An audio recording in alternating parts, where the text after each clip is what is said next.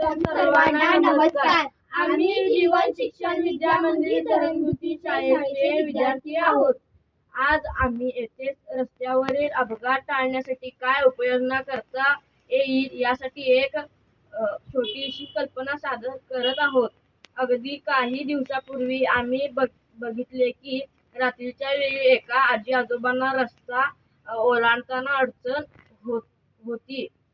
तर आपल्या आजूबाजूच्या परिसरात आपण बघतो की शक्यतो रात्रीच्या वेळी रस्त्यावर अपघाताचे प्रमाण जास्त असते.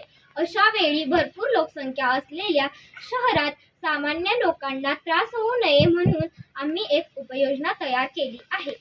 ही कल्पना अशी की जर प्रत्येक 2 किलोमीटरला आपण झेब्रा क्रॉसिंगवर रेडियमचा वापर केला तर नक्कीच अपघात कमी होण्यास मदत होईल.